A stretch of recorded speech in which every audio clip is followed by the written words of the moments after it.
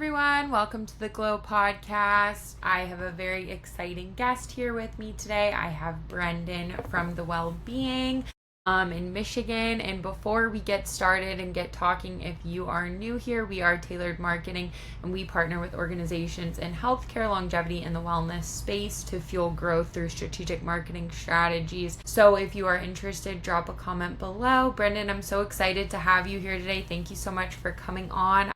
If you would just give a little bit of an introduction so the listeners know who you are.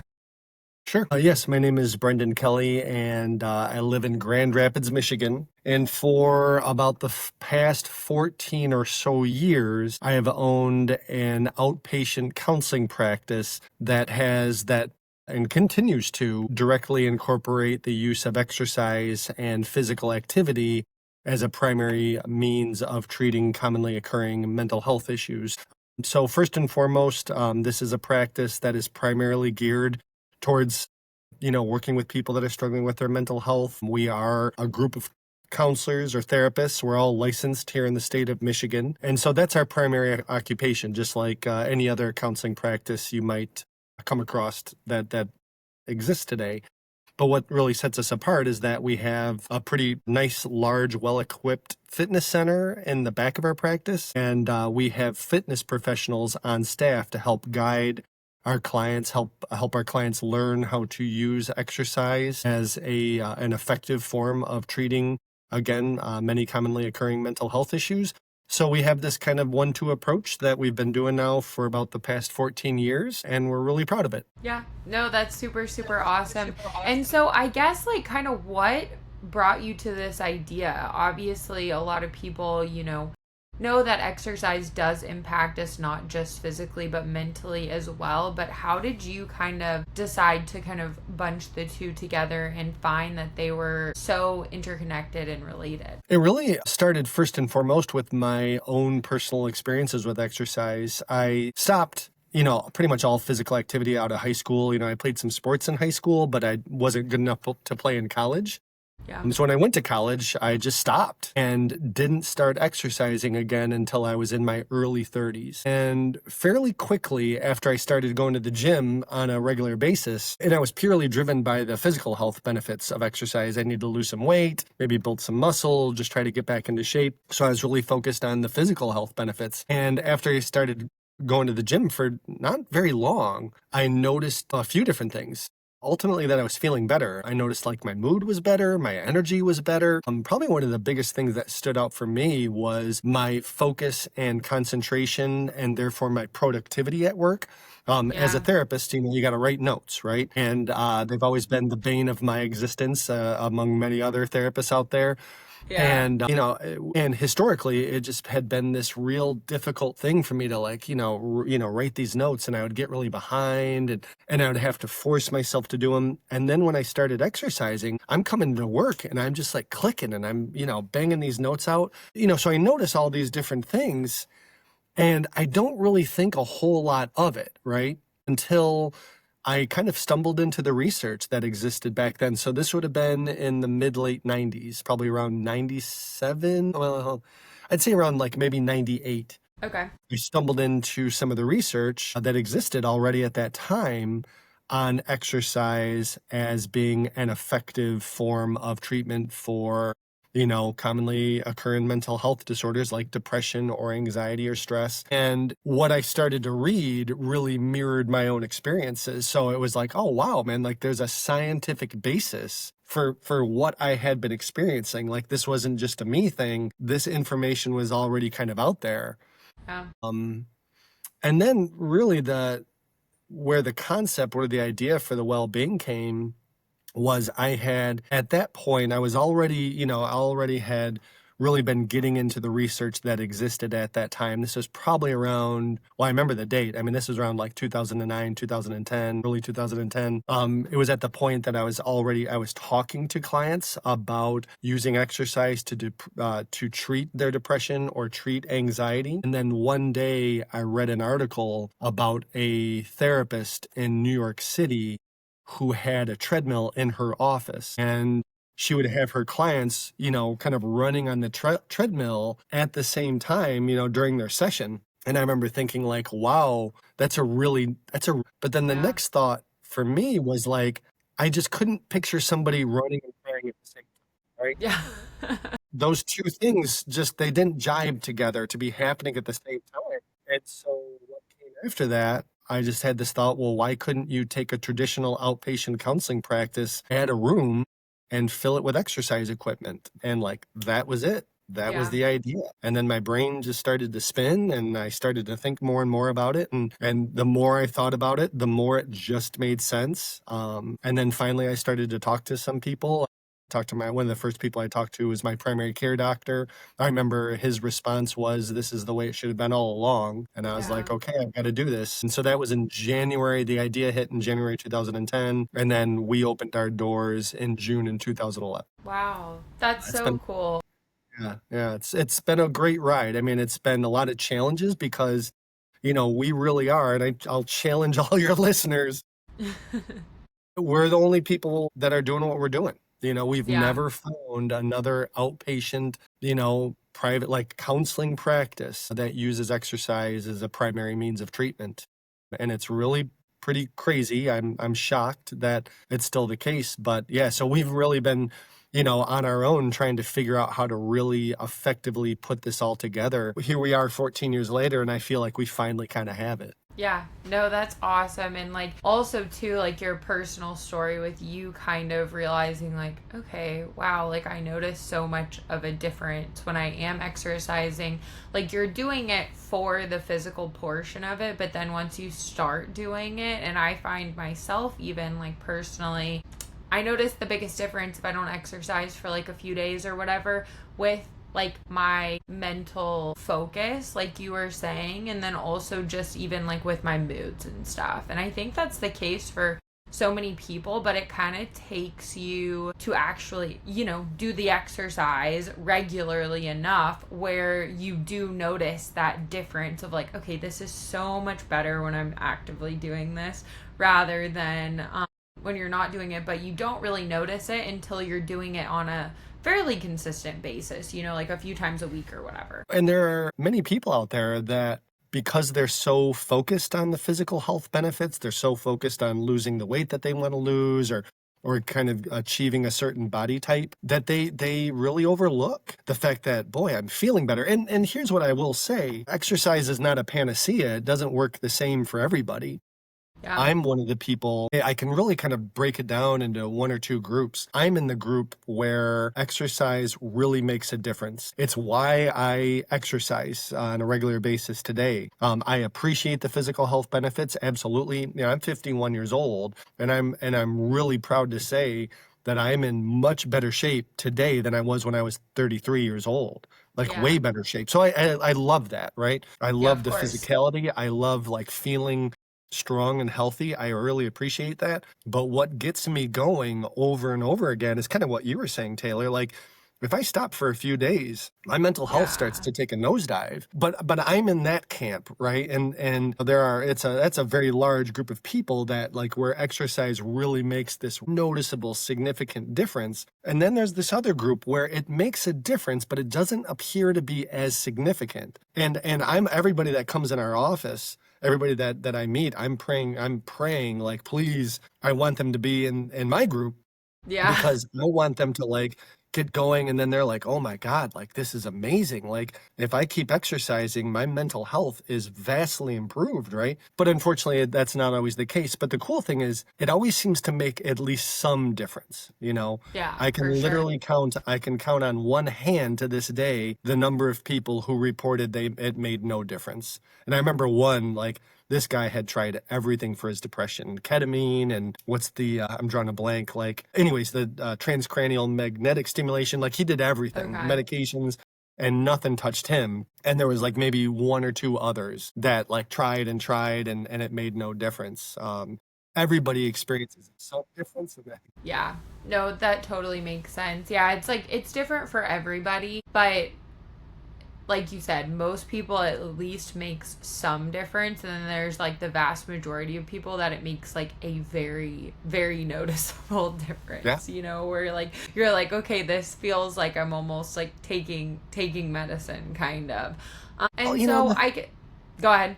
Sorry to interrupt, but like Go ahead. that is how I describe exercise. It is for everything that it does. Not only is it similar or basically the same as medication, it's in so many ways better. And I'm not Yeah. anti-medication. I want to make that very clear. There are some people that need medications. Like you can't treat something like schizophrenia or bipolar 1 disorder with exercise only. There are Yeah. some mental health issues out there that require medications. Some people they take medications and they benefit significantly, and that's great if that's what a person wants to do. We're not anti-medication, but I just love this because Yeah. like there's no side there's no like there's nothing negative. I mean, you can sprain an ankle, right? You can pull a muscle or whatever, but Yeah. there's no danger, from exercise in terms of like, side effects or getting, cross whatever contamination with other medications or whatever. And in fact, it comes with it contains the world's best side effects, right? It's like, Yeah, I was gonna say a lot of benefits too. right. It's like you get the list from antidepressants and all the side effects, and it's like exercise is like the opposite, right? Yeah. And so and everything that it does for our brain, it is a wonder drug. Yeah. And unfortunately, it is widely underutilized and widely underprescribed. And so Yeah. we're trying to do our best to change that. Yeah, no, for sure. And why do you think that that is, that people are not kind of incorporating this model more? Money. Yeah. Money. So it's hard, right? Like, so you can't bill insurance for it, right? Healthcare insurance companies, for whatever reason, do not pay for exercise related services. I think they do in a couple, like with specific populations, like people that are struggling with like maybe cancer Hmm. or, severe cardio, like maybe a cardio rehab. But outside of that, like you can't bill insurance companies. Physical therapists, I think, can. Yeah.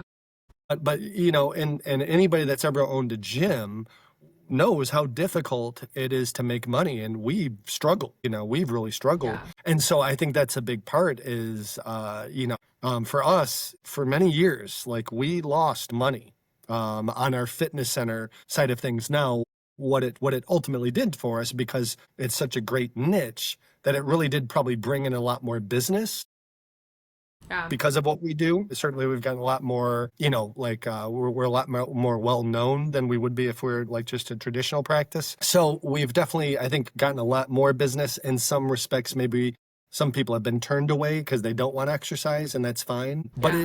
money is probably the biggest thing, and Yeah. and there's a lot to it, right? Like you have to find So many qualified fitness professionals. intricacies.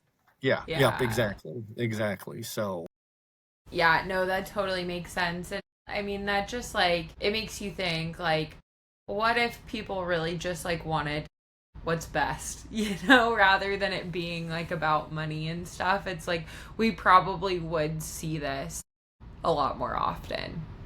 probably, Yeah. probably, Which is, and it's go ahead. It, it's interesting over the past, 14 or so years. I've heard from a lot, I get, it doesn't happen all the time, but it happens somewhat, on a fairly regular basis. Therapists from around the United States will kind of reach out and will say, "Hey, I've been thinking about doing the same thing. Can you kind of help me out?" And to my knowledge, none of them have ever put it in actuality, right? And I think it is. It's just there's a lot of different complexities to it that turn people off, right? I mean, it took us a year and a half of getting ready and trying to think about all the different ins and outs of this practice and how to do it well. And then when we opened our doors, we didn't do it well at all because there are a lot Yeah. of things that we didn't really think about that we kind of recognized or noticed over the years to come. And I guess, Taylor,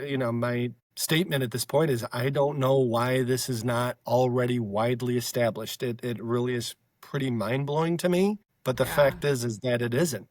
And maybe it With is. you kind of with you kind of creating like a new category in healthcare, like what has in like mental health care at that too, and also incorporating in the physical health portion of it, what has been some of the challenges that you guys have dealt with kind of creating almost this new category in mental health care? I mean, I would say probably the biggest is the money part from the fitness center. Yeah. The reason for that, so when we started, we were really small. I started it with a colleague of mine who has since retired. And so he's Mm-hmm. he's out of the business now. And so when we started, it was he and I and just a two-person office. And we had our first fitness director back in the early days. And then we had, she left, and then we had another one, and she left. We had that one for a while. But what it ultimately was we had a really hard time keeping good people or anybody because we weren't able to provide them with enough business for them to make enough money to sustain themselves. Yeah. Because number one, it was just my partner and I, so we had the total number of clients at our practice was pretty small. Yeah. And, in order for our fitness instructor to make money, they would either make it through people coming to group fitness classes or through personal training. Our original office location was pretty close to where we are, and it was right near some fairly, decent sized businesses. And man, like we pounded the pavement trying to get anybody in our area to come to our fitness classes. And we made them really affordable. Like we did pay just, donation based. So if you got $5, throw it Yeah. in the kitty, which I heard is not a good idea. Apparently, like when you do donation based fitness classes, people are less likely to show up than if you set a price. So then we did $10 a class, trying to keep it. And just like we'd get 2 or 3 people to class, right? So Yeah. they weren't making money there. And then with personal training, we didn't have enough, so say if we had 200 clients, right, Yeah. total in our practice, what percentage of those clients would be interested in personal training? Interested, right? Maybe a quarter. Yeah. So now you're down to 50 people. Well, then how many of those 50 people can actually pay for personal To do training? it. I mean, anybody that, knows personal training is not cheap, right? Yeah, for sure. And so, we just tried all these different things. And it was like, all right, I remember with one of our fitness instructors, we're like, okay, what's the least amount of money you'd be willing to take? And they're like, well, do it for $20 an hour. And I'm like, all right, if you can get somebody to pay you $20 an hour, we just won't take a cut from that. Yeah. Right? Because we were just wanting to get anybody in front of this person. And it just still wasn't enough. And so what we ended up having to do was when we moved to our new location, we moved in April of 2020, which was pretty interesting, right? Like 2 weeks after Yeah. all hell Wow. broke loose with COVID. Yeah, it was Not a great time. it was a tough time, right? In October of that year, we started to work on developing our own C3 nonprofit arm of the well-being that we call the Wellbeing Foundation. We did receive our C3 nonprofit status from the IRS in November of 21. And what we've been able to do with that is raise money through different fundraisers. We have our fall fundraiser coming up in a month. We do another like a wiffle ball fundraiser in the late spring, early summer. And we use those funds to help provide financial assistance for people that are interested in personal training and would benefit from personal training in order to open up access, right? That's awesome. And that's been great. Last month, I think we had around 12 people that were receiving Wellbeing Foundation funding. We go from anywhere from 7, 8 to I think our most we've done is 16 at one time. That's awesome. And the cool thing is that we get a lot of people here. We get a wide range of people. We get people here that are already really physically active. Yeah. They just like our concept. And For so sure. they come to see us for therapy as opposed to going elsewhere simply because we really are in line with their values. But most of our people are sedentary, and some of them have no history with exercise at all. Yeah. And if I could tell a quick story about Yeah. why this is so important. So I had a guy that came in a couple of years ago. He and his wife are in their 50s, and they both realized they needed to start exercising, right? Because of just their health, and they're starting to get older. And Yeah. so they joined Planet Fitness, $20 a month for the two of them. Yeah. And they both walked in. And I know he has no history of exercise at all. Never played a sport, never went to a gym. He has no history of exercise. So they walked into Planet Fitness and they stood there for 10 minutes, right? Nobody came up, nobody introduced themselves, nobody showed them around how to use the machine. So they just turned around and they left. Yeah. Well, I'm not sure how much later on he reached out to us, and we got him He's on a disability, so there's some financial concerns. So we got him hooked up with some funding through the Wellbeing Foundation, and he started to work with our fitness director and saw Mike, our fitness director, for about 3 months, once a week for a half an hour. And when that 3 months was up, then he was able to go back to Planet Fitness and use the machines and know what to do and how to get a workout and how to do it in a safe and effective manner. But he Yeah, needed that guidance and he needed that education and he needed that time, right? And you for don't get that sure. at Planet Fitness, really. Typically, you have to pay quite a bit for that. And so we're able to financially support people who need that, who just don't have the money for it. And it's something we're really proud of. No, that's super, super awesome. Yeah, because if you've never really worked out before and you go into a gym, you're just kind of like, okay, what am I supposed to do? It's like going into any situation that you're unfamiliar with. You don't know what you're doing. You need someone to kind of teach you and guide you at least for a little bit, and then like you said, after those 3 months or however long, you're able to kind of do it on your own after that. So it's really also, I feel like, giving people that individualized attention when they need it, but then also setting them free, so then it's like, okay, you can do this on your own now. You don't, you need us in the beginning, but now it's like, okay, go do your thing. And the whole time, what we're doing is we're saying, we're really like telling people, like, forget about the physical health benefits, forget about losing weight, forget about building muscle, forget all about that. Like, Yeah, if that's going to happen, that's going to happen regardless, right? Focus only on how do you feel?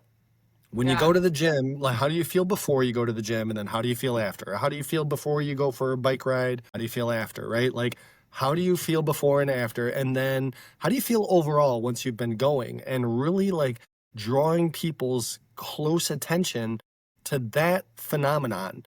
And when people really start to notice, like, man, when if I'm tired and I'm grumpy and I'm stressed out after work, and I stop by the gym for 30 minutes, right? When I get home, I get on my bike and I go for a 30-minute ride or I go for a 30-minute jog or whatever. When I'm done, like I feel noticeably better. yeah, When people start to put those two things together, then like it really starts to reinforce itself. Like then that becomes a real motivational factor for people to continue, kind of like what you and I were both saying. Like I I'd like knock on wood, I don't see myself ever stopping exercising because if I did that, my mental health I would hate to see where I would yeah, be in a month, right? I would for be a sure. wreck. And so that's the thing. Like I've been sick, I'm just getting over a cold. It's still kind of like lingering in my chest, but I haven't exercised in a while. And I'm like, I can't wait to get going again. Not because I'm looking forward to it, but it's like, I know that I'm like this ticking time bomb, that if I Yeah, don't start sometime soon, like I'm going to start to pay a price for it. for And it's sure. like I have to get going in order to maintain my mental health and keep feeling as good as I normally do. Because if I stop, that will stop. Yeah, no, definitely. I I feel like it takes people to actually like be working out or exercising on a consistent basis to see that noticeable difference. Like you don't really get it. You'll feel better after you go Yeah, one time, but you're not yeah, gonna really like notice like, okay, I am feeling a lot different. yeah, right. Well, again, comparing it with medications, right? Like in order to feel the benefits of a medication, you have to take it on a regular basis. Yeah, And if you stop taking it, pretty soon you will lose the efficacy of it. And for sure. I think your point is a great point, Taylor. Like, in order, I mean, yeah, if somebody goes to the gym and works out and they're stressed out or they're feeling down and they get a good workout in, they're going to feel better afterwards, right? But if that's all they do, they're going to lose that probably, Yeah. you know, by the next day or 2 days later for sure. So Yeah. if like, I always think it's like if you go regularly, 3, 4, 5 times a week, you're giving it enough of a chance to really start to build up into your system to, really build up those levels of like norepinephrine and serotonin and BDNF and all these great things that occur to our brains and our bodies when we exercise that impact our mental health. But in order for that to happen, there does have to be like, we have to take that medication regularly. For sure, definitely. And so, what are kind of your goals for like the next year and everything with the well being? Like, what are you all focused on with growth, and where do you kind of see the business in a year or so? Growing. Yeah. That's the goal. And we'd like to see some considerable growth. We're still Yeah. just one practice, and we've grown, from where we were 14 years ago to where we are today. We're definitely, we've grown quite a bit, but we're not anywhere close to where I want to be. Yeah. And a big thing is like, I want this available to as many people as possible. I don't want it to be just, this one little location in Grand Rapids, Michigan. Until other people figure this out and start doing it on their own, then I feel, kind of compelled on my own to be like, all right, I somehow, some way, I've really got to move this ball forward and really start to look at expanding the well-being. And we have, some different thoughts or ideas about that. But the first step is going to be to open a second location and then probably a third location, and then we'll go from there. Yeah. But, worldwide domination, maybe that's 5 years from now, Yeah. Get or just everybody bigger. right. I would love it. I would love it. Yeah. And compared to 10 years ago, man, you're seeing so much more, out there and online, all this information about it. 10 years ago, you didn't see much at all. And nowadays, many people are talking about, wow, okay, yeah, exercise is really good for our mental health. And personally, I think Yeah. it's the best thing for our mental health. I really do.